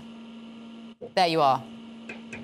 Carry on. So, Hi, I'm so sorry. So people reached out to you? Yeah, if anybody had wanted to buy a book to help us out, then that would be, you know, something really amazing and help us move towards paying those bills. And within about 24 hours... the tweet had been viewed 4 million times. It's now been viewed 6 million times. 11,000 more, nearly 12,000 people retweeted it to other people. And then what happened? I'm so sorry, I can't hear you. Oh, this is so disappointing. Can you not hear me at all, Sapphire? No, you can't hear me? OK, that's so disappointing. So basically, she had loads of writers, people like Adam Kay, Hazel Gaynor, lots of authors, basically, Rochelle Abbott, people who'd written several really successful books. Adam Kay is that doctor, of course, NHS doctor who wrote This Is Gonna Hurt, which became a TV drama. Mark Watson, the comedian, and lots of these authors basically volunteered to not only go online and buy books, but to come to the bookshop, to do a speech, to talk to the local community. Loads of people were getting in touch to say, we would like to buy books from you. And I was dying to hear from Sapphire whether she was managed to pay her bills by today. I'm sure she did. But we'll try and get her on the show tomorrow. That's really disappointing. I really want to talk to her. Right. I think we're going to go to a quick break now, are we, before I talk to Stephen Pound and Anna McGovern. I need a coffee. See you in 2. Hello again, I'm Aidan McGivern from the Met Office. Another mostly cloudy day across the UK. Showers in places, but some brighter spells, especially for the likes of Western Scotland once again, where the sunshine will reappear, and for eventually some southern counties of England, as well as some western parts. But actually, a lot of cloud is feeding in from the east, from the North Sea. So frequent showers around some North Sea coasts, into the Pennines, the southern uplands, and a few showers making their way into the Midlands, as well as parts of Wales. And we've got this area of showers or longer spells of rain just clipping Kent, and it's going to stick there through much of the afternoon. It's going to feel cold in the wind coming off the North Sea, but actually temperatures not far from average, 7 to 10 Celsius. And the sunshine reappears there across Western Scotland, having seen the cloud fill in overnight. And that clear slots remains overnight, with a frost here, with temperatures in some sheltered parts of the Highlands dipping well below freezing. And the rain in the southeast tends to transfer westwards, so some showery activity coming into the southwest as well as Wales, leaving clear spells in the far southeast and a frost here. But elsewhere, a lot of cloud cover and further showers continuing. And after a frost-free start, actually temperatures are going to remain at around 5 to 9 degrees for much of the day. Some brighter spells coming in at times for northern and eastern England, but it's here where the showers will continue to pile through, drying up further west, and there'll be, well, plenty of sunny spells for western Scotland, some western and southwestern, as well as southern coasts of England and Wales. Through the night on Wednesday night, again, we'll see some clear spells towards the south, as well as western Scotland. 1 or 2 clear spells for Northern Ireland, where we get the clear spells, temperatures dipping below freezing. Otherwise, a lot of cloud and staying frost-free. Into the weekend, most places stay cloudy, with average temperatures turning cold in the far north.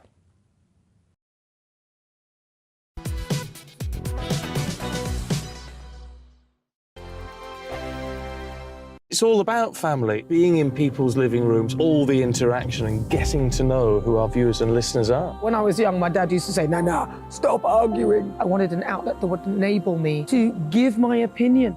People are going through a really hard time right now, and I know that you don't feel like you're being listened to by the establishment. I came to GB News because it's the People's Channel, and I want the audience to have their say on the events of the day. We're dynamic. We do something different. Democracy shows that the wisdom of the nation is in its people. I get to travel to find out what the story is from a personal perspective. The British people aren't fools. We know when we're not being told the full story. We've got to work out how Britain moves forward from this. It's the best country in the world. The establishment had their chance. Now we're here to represent your views. Britain's watching. Britain's watching. Britain's watching. We're proud to be GB News. The People's Channel. Britain's news channel. Hello, I'm Esther McVeigh. And I'm Philip Davis. Whether you're watching or listening on TV, online or on radio, we handpick the latest stories, debates and expert opinions for your weekend. So whether that's politics, news or showbiz, we've got it covered. Join us every Saturday morning at 10 o'clock on GB News. Join me, Camilla Tominey, on Sunday mornings from 9:30, taking the politicians to task and breaking out of SW1 to see how their decisions are affecting you across the UK. Bursting the Westminster bubble every Sunday morning, only on GB News, the People's Channel. Britain's watching. GB News has its own late-night paper preview show, Headliners, where comedians take you through the next day's top news stories. You don't have to bother reading the newspaper, we've got it covered for you. Headliners, every night at 11 p.m. and repeated every morning at 5 a.m. We won't send you to sleep like some of the other paper review shows out there. GB News, the People's Channel, Britain's news channel. Join me, Nana Akue, Saturday and Sunday afternoons on GB News. Expect fiery debate and passionate discussion as me and my panel tackle some of the biggest topics hitting the headlines. It's a place for everyone's opinion. No one gets cancelled, but no one gets an easy ride. Oh, she's on it today! Be ready for conversations that are fierce, frank, and of course, fun. Every Saturday and Sunday afternoon from 4 p.m. on GB News, the People's Channel. We are GB News, the People's Channel. And right across the United Kingdom. You can find us on Sky Channel 512. Virgin Media Channel 604. Freesat Channel 216. Freeview Channel 236. And YouView Channel 236. You can also take us with you on DAB Plus Radio. With the GB News app and at the website gbnews.uk. We're absolutely everywhere. Come join us on GB News, the People's Channel, Britain's news channel.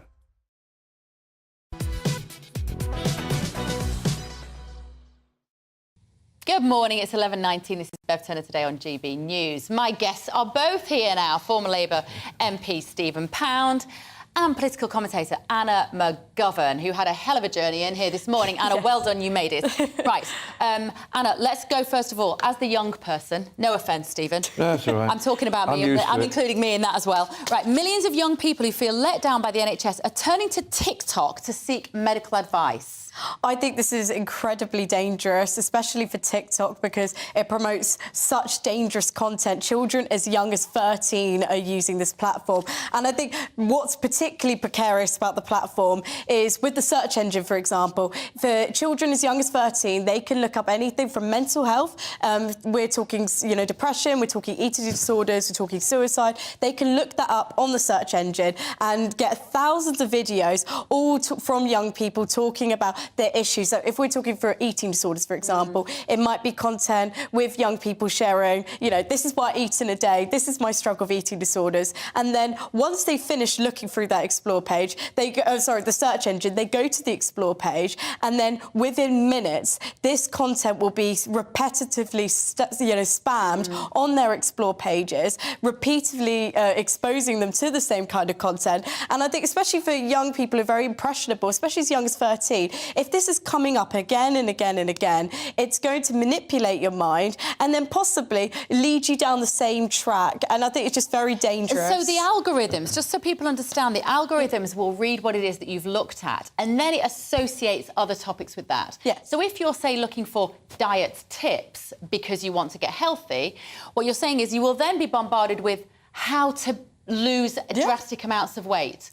And then you can start to get into a really negative spiral. I've got a personal story. This is a very close friend of mine. So during the second lockdown, whenever, you couldn't see anyone, you're locked down in your home, she was very healthy to begin with, but she started using TikTok a lot more, young people using social media more to connect with friends because, you couldn't leave your house, you couldn't see your friends. And, during lockdown, I think everyone remembers the kind of workout phase, everyone's trying to get fit. And she started learning about calorie counting from TikTok, and then from seeing this, she then started to delve into the platform even more to learn more about kind of what does eating disorders mean, how do I stay fit, and because of this, because of the consumption that she was having, she actually then ended up developing an eating disorder, being hospitalised several times because she was following medical advice from TikTok and the young people sharing their stories. So I think this is very dangerous. You know what, this was a survey based on 10,500 people. They were actually over 18, though, in UK, US, Germany, China and Japan. So these are relatively young people, but they're adults, Stephen, and even they are vulnerable to... Well, I don't know. As you rightly say, it was a survey of about 10,000 people. Actually, it was taking part in Japan, China. Now, how on earth you actually interview people in China is beyond me. But, the idea of a TikTok doc fills me with horror, and I must admit I'm with Anna on this. Now, I'm obviously not Generation Z. I'm Generation nearly dead, to be perfectly honest. But I can understand. The problem with this is, you get on this TikTok, and for all you know, you can have Andrew Tate standing there with his shirt off telling you what to do. Exactly. Do you know what? To be fair, Andrew Tate was quite good at that. There's a lot of things he wasn't good at. We're talking, you know, he's in prison now, obviously. On charges. But, misogyny, homophobia. True. But what he was good at was encouraging clean living, would you believe? So for teenage boys, because he doesn't drink, he doesn't smoke, he's all about eating well. Sorry, he doesn't smoke. Working out. I've never seen a picture of him without a Monte Cristo stuck in his north and south. He's a complete hypocrite. Yeah, I'm sorry, he's massive. He has a cohiba. He doesn't drink, though. He doesn't drink. I don't. Maybe I'm wrong on the smoking thing. Well, you go to those. You know him better than me, obviously. No, I don't really. I just think. Well, anyway, that's a kind of. Let's not go off on an Andrew Tate. Anna's right. Tangent. Can we just leave it at that? Anna is probably right, but I also think this is partly the problem. Is young people feel that there's no point ringing their GP. There's no point. It's not just young people. All of us. True. And so they go online for information. It won't all be bad. Just to be clear, not all the information. You might get alternative medicine information, but you'd hope people aren't going there to be seriously diagnosed with something that. Well, there was people who pulled their teeth out. They actually went on TikTok to see how you actually extract a tooth because they couldn't get a dentist appointment. Oh, medieval England. Honestly, it's we used to tie a piece of string and tie it to the doorknob and then slam the door. You've got young people giving young people medical advice. Like they can't be any good from that. Or the Chinese Communist Party, who own TikTok, giving us medical advice. That's not. Now that is scary. Another text story. These are in every day. All right, Stephen Pound. I saw this in the paper today, and I thought you are the man to talk to about this. There is an app. You attach it to your phone with a fake pair of lips, which means that you can be snogging someone from anywhere in the world, and it feels like real lips. Anna McGovern, this is being called a miracle device, moving silicone mouthpiece that lets you... It says in the paper, I love the fact that it said this, the lip actions, it mimics the lip actions of your partner. I thought, anyone but your partner. Why aren't you snogging your own partner? You're not kissing your own partner on a phone, are you? I think this... people were actually saying about the story, this is possibly taken inspiration from Big Bang Theory. Like Howard, who'd done the very similar thing about, 9 or 10 years ago. So people were joking that this was sort of taken from that. And there's other devices like this. And I think lockdown might be a big, component of this. You have that disconnect. People are stuck in their homes. You couldn't reconnect. It's almost like people have forgotten how to connect with other people. And it's like South Korea, for example, legalising sex dolls again. Yeah. And it's like people, they don't know how to have a real-life relationship anymore. And it's awful. I mean, do you think, would it be cheating, Stephen? There is video of What, this have you got online. Pamela Anderson's lips up there? Well, you're talking to a real person. Listen, so you're talking to a real person on their phone. So if we both had this app on our phones now, I could have the fake lips attached to my phone. You'd have them attached to your phone there, and we could be kissing each other on the phone. Would your wife be happy about that? I'm sorry, I'm breathless. It's the best offer I've had all year. Some people make good money for chat like this. No, look, would that be cheating? Well, I'm going to get sort of Aidan Turner as my WhatsApp picture from. But look, the reality is there's an intimacy starvation in the world today, where people are actually starved of that intimacy. And the thing about the Japanese and South Korean sex dolls and everything, which is always seem to be female, by the way. You don't get an awful lot of male. Yeah, there's not that many women who are in the market for this kind of thing. It tends to be a predominantly male customer base. Yeah. Funny that. Well, I'm so relieved to hear that. Yeah, but as you say, is it cheating on your wife if you've got somebody else's lips up there? Particularly bearing in mind the trout pout urge that many people seem to have nowadays. This is so sad. It's not going to catch on. But it's totally catching on. This is what terrifies me. It will catch on, Anna, won't it? I think with that white stop at the lips, then. Oh my God! Well, they're not. That's the thing. I think no, please, no. Further and further. And I feel especially sorry for the children. And we're going back to lockdown. The children that have grown up during these times have had that disconnect, and they've kind of grown up on social media, grown up on their phones. People are now having relationships with their phones. I actually think this could go one step further, and then possibly even go the whole way. Choose your words with care. Well, it is going the whole way. In fact, there was a programme on the TV that I watched last night that was basically all about that. But do you have a partner, Anna? No, I don't. But you don't need one now. You can just get out. Exactly, I've got my phone, apparently. If you did have... the switchboard is just lit up, by the way. If you did have... I think we're going to see a picture of this particularly joyous device. There we go. So robot lips give long-distance relationships the kiss of life. I love the idea that it's long-distance relationships. It's not going to be for that. It's going to be for people who are bored in their existing relationships and fancy kissing someone else. Hang on a second. That is either a beluga whale or Greta Thunberg. and so you attach... That is attached to your phone and you kiss those lips. Anna, the thing is that there is a market for this. And perhaps in the future we have more lockdowns, we're living smaller lives, you know, we're encouraged to stay at home more to save the planet. No. Maybe this is the solution. Oh, no, absolutely not. And, you know, there cannot be another lockdown ever again after the damage they've done to this country and to people's lives. You know, the mental health crisis has been far, far greater than any COVID crisis we've ever experienced. And I think, but then to be fair, I think that there is a market for this, and it's very, you know, it's very disturbing, very creepy, and people should try and have a real relationship with a human rather than their mobile phone. You're so old-fashioned, Anna McGovern. You were meant to be here as the modern voice of the youth. Yeah. Well, what have you got against beluga whales? But you know, I think there is something that these are the ethical dilemmas which are going to be our future. Like, we're joking about it, but it genuinely is an ethical dilemma that we will all have to be talking about with our teenagers about whether that is normal. And they might say, well, I want to be in a monogamous relationship, but I'm allowed to have a virtual relationship with someone else. It's a vicarious existence. If other people are living your life for you, it's all done at second hand. So you're not actually physically involved. I mean, ultimately, it could just end up with, you know, people talking to each other on the telephone. It's the logical extension of sort of phone sex. Yeah, and it's so utterly depressing. And I say, can we have a little bit more intimacy? I mean, you know... Humanity, Stephen. Not right this minute, obviously, but... Yeah, let me know what you think, won't you? GBViews at GBNews. I'm about to be cancelled. Okay, is the email address. Also, don't forget to vote in our Twitter poll this morning about whether King Charles should be wading into politics. Still to come this morning, though. We'll have the latest on the sentencing of transgender rapist Isla Bryson. Remember that story? Well, she is getting sentenced today. That's all coming up after your morning's news with Tamsin.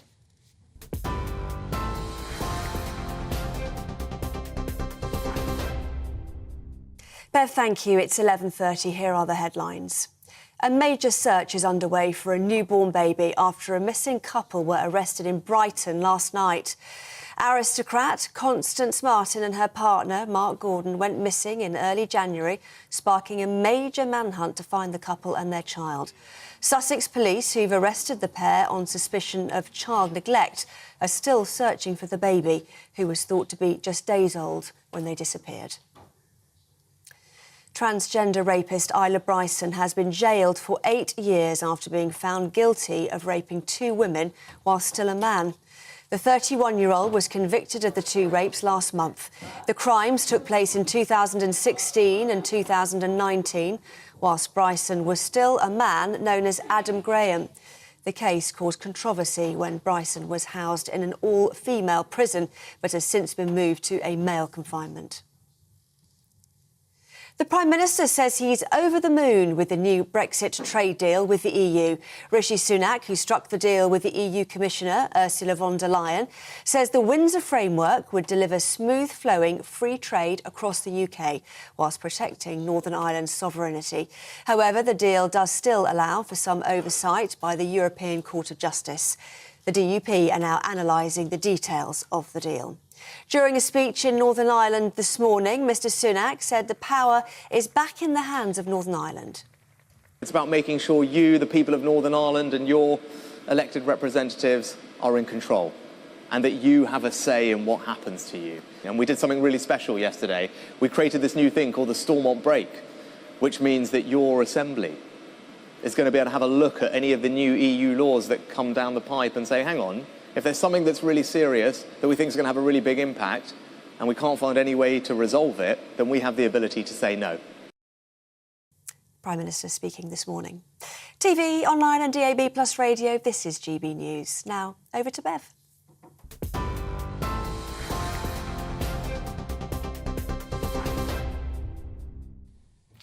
OK, we're going to take a quick break, but Nigel Farage will be here in just a few moments with his take on the new Northern Ireland Brexit deal. Don't go anywhere.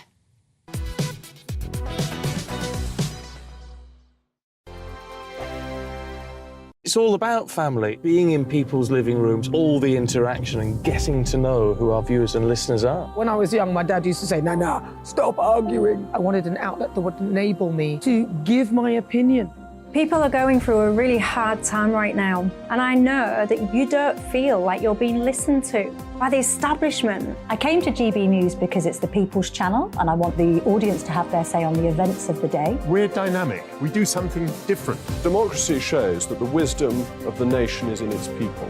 I get to travel to find out what the story is from a personal perspective. The British people aren't fools. We know when we're not being told the full story. We've got to work out how Britain moves forward from this. It's the best country in the world. The establishment had their chance. Now we're here to represent your views. Britain's watching. Britain's watching. Britain's watching. We're proud to be GB News. The People's Channel. Britain's news channel.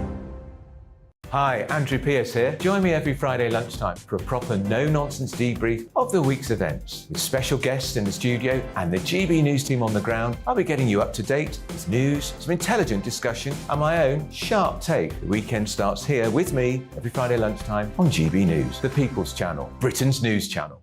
I'm Andrew Doyle. Join me at 7 o'clock every Sunday night for Free Speech Nation, the show where I tackle the week's biggest stories in politics and current affairs with the help of my 2 comedian panellists and a variety of special guests. Free Speech Nation, Sunday nights from 7 on GB News, the People's Channel, Britain's news channel. Join me, Patrick Christie's Monday to Friday, 3 till 6. We tackle the day's news agenda like you've never seen before. It's high tempo, high octane, the most controversial topics, and the best guests. You will not be able to take your eyes and ears off it. I'm not afraid to ask the questions that you really want answered. 3 till 6 p.m, Monday to Friday on GB News, the People's Channel, Britain's news channel.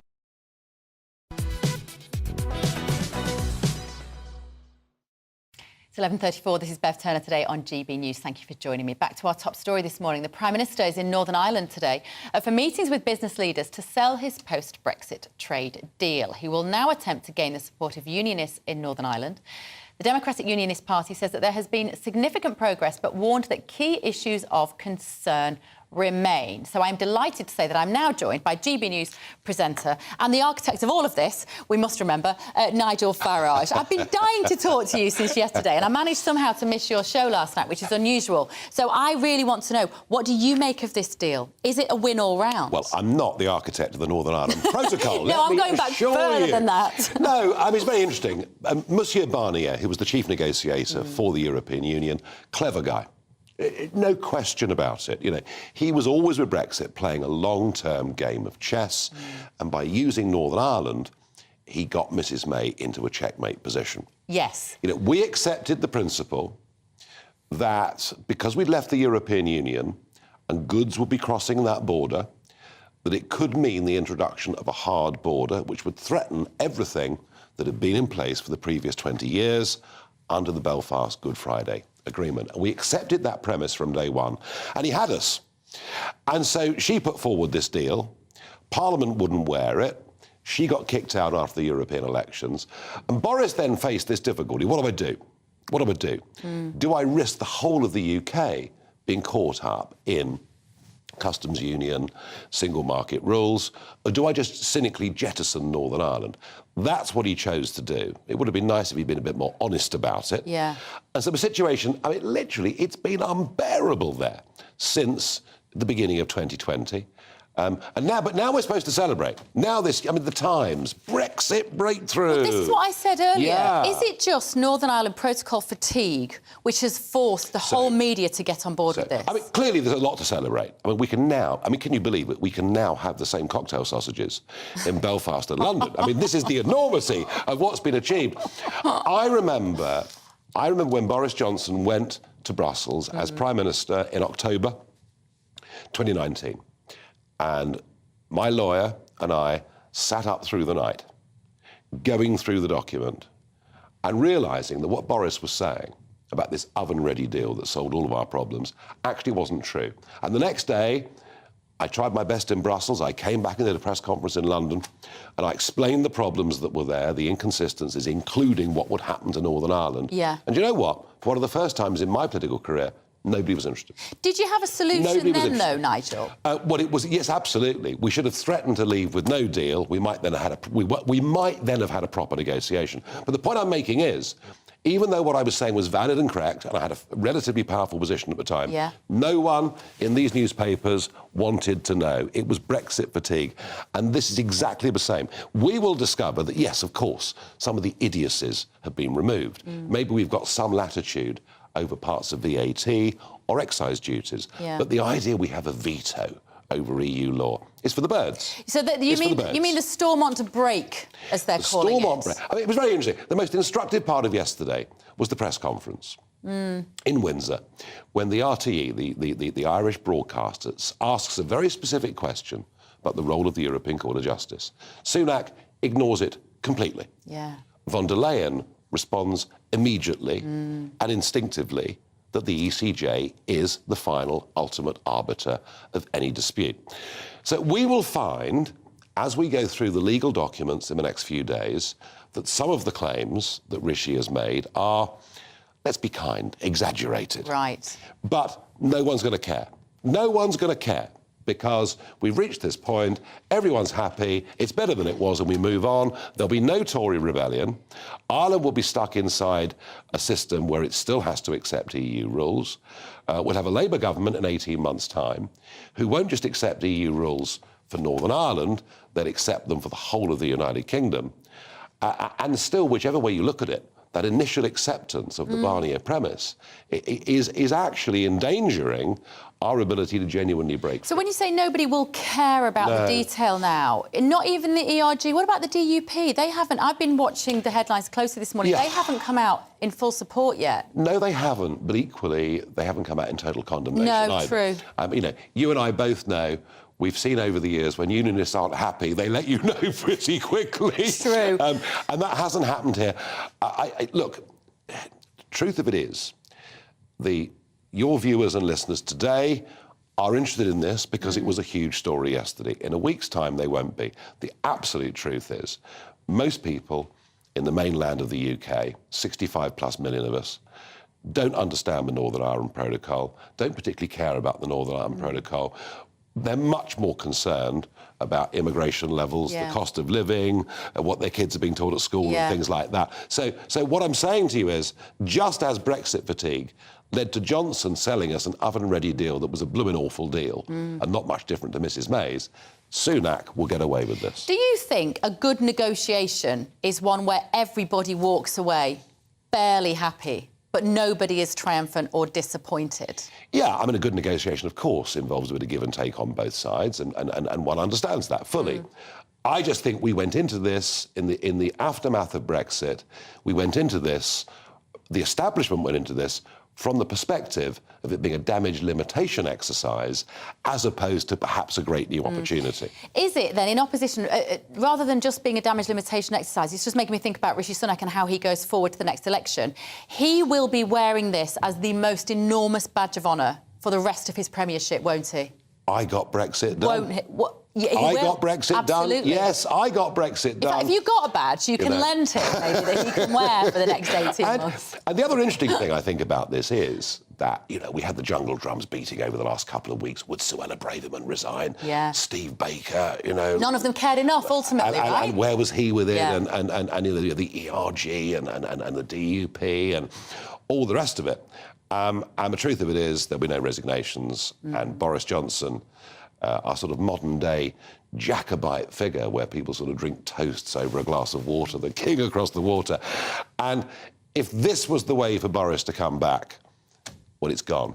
And I think with it, I mean, what you do learn about Sunak, whether you like him or not, is, and I find it smug, I find it condescending, I find the use of the word Windsor really offensive in all of this. But you have to say, he's quite good at it. Yeah, I think the use of the word Windsor has been very manipulative, I think, for the British public. It's given it a royal... It's like a royal stamp of approval on it, isn't it? It's genius, really, from a comms point of view. I mean, it's an old, historic town, so you kind of think, because the word Windsor's in it, this really is a very, very big deal. Well, actually, all it is an amendment to a treaty that we've agreed already, and which isn't going to change very much. But yeah, the use of the king in this is quite astonishing, and that's perhaps my biggest worry from yesterday, in a way, is that section of the country that are most strongly inclined to want Charles to really succeed, and of course the Unionist community in Northern Ireland being very much at the top of that list. Yeah. I mean, had this gone through Parliament, had all of this gone through Parliament, then of course the Sovereign does what the Sovereign always does and signs the Royal Assent. Yeah. That might would have been enough, wouldn't it? That might have been an appropriate moment to meet somebody from the European Union. But she's not a head of state. She's not even the head of the European Union. You know, that's Monsieur Michel, the Belgian, who was head of the Council. To meet before this has even gone through Parliament suggests that the King is either being used in a political exercise or that he was willing to be part of this exercise. And that's long-term. Many of us had prayed that he wouldn't let politics interfere. I was in Brussels twice when Charles came and addressed the European Parliament. He made it clear his admiration for the institutions, his belief they should have more powers. He must not, as King, let that show. Yeah, OK. Thank you so much, Thank Nigel. you. I presume you're on the telly tonight at 7 o'clock as usual? Absolutely. Marvellous. Right. Moving on, it's the controversial case that made headlines across the country and could have contributed, of course, to the downfall of Scotland's First Minister, Nicola Sturgeon. Transgender rapist Isla Bryson, who committed the crimes as Adam Graham in 2016 and 2019, has been sentenced today at the High Court in Edinburgh to 8 years in prison. Scotland reporter Tony Maguire joins us now. Good morning, Tony. What happened in court today? Good morning. Yes, today 8 years is certainly Isla Bryson. What we know is that the judge today, Lord Scott, you know, he was pretty concerned about the state of Isla Bryson and the general danger to the public when she is released from prison. So, you know, an additional 3 years there of close supervision at the end of the sentence. What he also said is that during her sentence, she can expect close supervision throughout, which should hopefully allay some of the fears over the safety of other prisoners as well. We know that Lord Scott considered her highly volatile childhood as well as various neurodivergent vulnerabilities, but he did say that her vulnerabilities were in no means outweigh the damage and violence of her crimes. So certainly today, I think a lot of people will probably be a bit of a sigh of relief. But certainly this case has been so entwined with so many parts of Scotland in the last few months. Tony Maguire there with the story of Isla Bryson sentenced to 8 years in a male prison for rape. Thank you, Tony. OK, let me introduce my panel to you again this morning. Former Labour MP Steve Count and political commentator Anna McGovern. Right now, Stephen, this is a really heartbreaking story. This immigrant boat that crashed in Italy... We sort of get a bit desensitised, don't we, to, you know, the migrant boats coming over. That just seems to be normal. This tragedy is horrific. 63 dead. Bodies found at sea, washed up at the beach. 81 survivors, which means there might have been another 36 individuals that lost their lives at sea. But one of the chilling details is that the human traffickers were apparently throwing children overboard. I don't think we'd ever get desensitised to this sort of horror. Yeah. This particular ship, which is a large boat, came from Turkey, and the people on board were from Iran, Iraq, Pakistan, Afghanistan.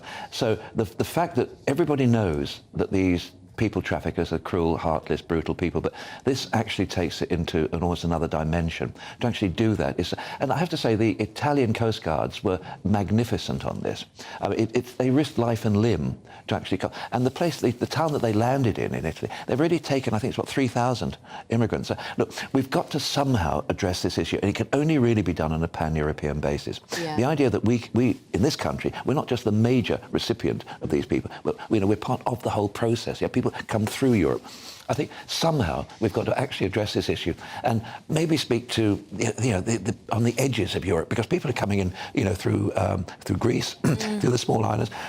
But I hope that this will actually bring home to some people that these are living, breathing human beings who are no longer living and breathing. Yeah, I think I didn't mean desensitised wasn't the right word. What I mean is we get so... we're so sort of Well, there's an despondent overload. about the problem, I guess, Yeah. rather than the loss of lives. But we just presume the boats keep coming. Nobody seems to be able to do anything to stop them. We just seem to be completely helpless in terms of stopping the boats. What this story, Anna McGovern, raises to me is sort of the human traffickers and the way that they view human life. Yes. To throw people overboard to release the weight in the sinking vehicle. And as you said exactly, I think you see this so much. It's the most horrific thing. And I think children are almost being used as political collateral almost, being put in through these like very dangerous, treacherous trips to get to a new place. And it's just, there's nothing, it's just incredibly overwhelming and very awful. I actually know someone who is an RNLI volunteer who actually had to go out and, see the, people coming through on the boats and seen firsthand, but, children actually being held over in the sea or actually even being chucked in to, encourage them to be rescued. And I think just nothing, I just genuinely think this is the most horrific thing for children, particularly who are dragged in the middle of this. So just nothing can kind of, make you get used to it. It's horrible. It makes you realise, doesn't it, that how desperate the families must be, but also what good salespeople the human traffickers must be. I think we're going to have a quick look now, thank you guys, what the Prime Minister has been saying. He was taking questions on his travels to businesses across Northern Ireland this morning. Let's have a listen to what he had to say. The Windsor framework that we announced yesterday resolves the issues that people have with the protocol. It restores balance to the Belfast Good Friday Agreement, and that's what was needed. It does three things. It makes sure the flow of goods around our UK internal market is really smooth with our green lane. It makes sure that Northern Ireland's place in the Union is protected so that for people living in Northern Ireland, they get all the same benefits, the same products as they would anywhere else in the UK. And crucially, it safeguards sovereignty for the people and institutions of Northern Ireland with a new Stormont break, allowing them to stop rules that they don't think are right for them from coming in. So taken in the round, I think it's an incredibly positive step forward. And what I want now is for people to take the time to study the detail, because there's a lot in there, but I'm confident that it does provide a basis for parties to look at it, for all of us to come together and build towards a brighter future for Northern Ireland. Stormont break, it's not a veto for Stormont, it is a break. The veto would be if the UK government decide that they want to stop the law. Do you think that can you tell me the circumstances where you think that you would use the Stormont break, and what will that mean for the role of the ECJ? Well, the Stormont break is an incredibly powerful new cross-community safeguard that we've been able to negotiate with the EU. And what it means is that the people and institutions of Northern Ireland are in control of their destiny. And if there's a significant EU law that comes along that will have lasting and significant impact on the everyday lives of people here in Northern Ireland, that the Assembly will be allowed to pull the emergency brake. And it's built on something called the Petition of Concern mechanism, which is a Good Friday Agreement institution, requires the support of 30 MLAs from two parties. And once that's done, to be crystal clear, the UK government then does have an unequivocal veto. And what I've said is that the UK government wants to sit down with the parties in Northern Ireland, the Assembly, to codify how the UK government would use that veto to make sure that everyone has reassurance that it will work properly. And that's what I'd like to engage with the parties. And it's one of the key parts of this deal. It safeguards sovereignty for the people and institutions of Northern Ireland. It's what people were asking for, and the Windsor framework delivers it. And I think it's more than anyone expected, and I hope that's why people can see that this is a really positive step forward. Can I ask you about British-Irish relations? For a while they were at an all-time low. Do you think that this will be a reset in relations? And how do you think the Irish government played in? What role did they play in getting this agreement? Well, I was the first UK Prime Minister to attend the British-Irish Council in over a decade, shortly after I became Prime Minister. I think it's important that we have good, constructive relations with our allies, our neighbours, our friends, and of course that means, and especially that means, the Republic of Ireland. That's what I've tried to do in my job as Prime Minister. The Secretary of State for Northern Ireland, Chris Eden-Harris, has done the same. I'm grateful to the Irish Government for the support that they've given both the UK Government and the EU and everyone in Northern Ireland to help trying to find a resolution here. I'm glad that the Windsor framework delivers for the people of Northern Ireland. It absolutely ensures the smooth flow of goods around our UK internal market. It protects Northern Ireland's place in our union, making sure everything is the same for people as it should be, and crucially, it safeguards sovereignty. That's what the Windsor Framework delivers, and now is the time for everyone to study the detail and come together so we can move forward and build a positive future for Northern Ireland. Thank you. So we'll Rishi Sunak there in Northern Ireland this morning. Anna McGovern, have you had time to read all 101 pages No. of the new Northern Ireland Brexit arrangement? I don't think anyone has currently, or I very have. few. Oh, have you? Yeah, damn right. There you go. But I'm sad.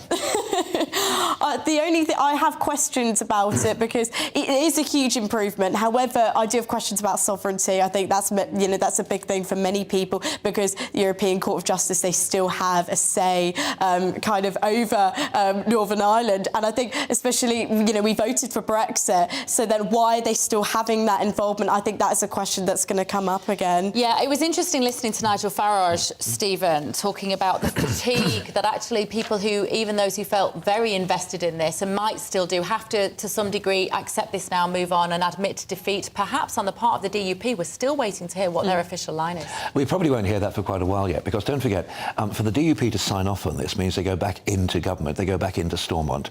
And if the Assembly is reconvened, Michelle O'Neill of Sinn Féin will be the First Minister.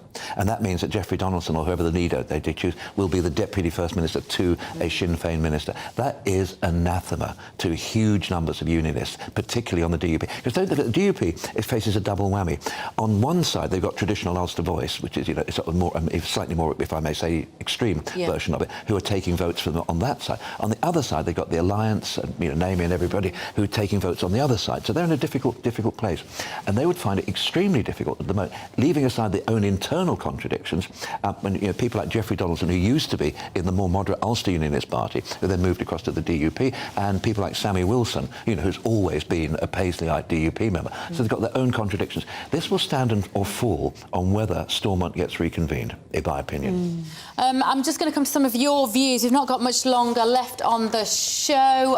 Mike has said Ursula von der Leyen is a de facto head of state as she is president of the European Union. I think it's time to lay off King Charles now. This is about our Twitter poll. I'm going to bring you the result of that in just a minute, which is merely a sideshow and a distraction to a momentous signing yesterday. Rodney says the European Union still has ultimate control of Northern Ireland. It's rules by the rule of law. The nation of Northern Ireland, which means the European Union have broken up the Great British Union. 2 world wars couldn't do it, but politicians have done it, presented as freedom. I hope that is more pessimistic than it needs to be, Rodney. Let me bring you the result of our Twitter poll this morning. I've been asking you about whether you were happy about King Charles wading into this particular debate, and should he stay silent on politics. Well, 87% of you think that he should. It is pretty overwhelming. He obviously chose to shake hands with Ursula von der Leyen yesterday.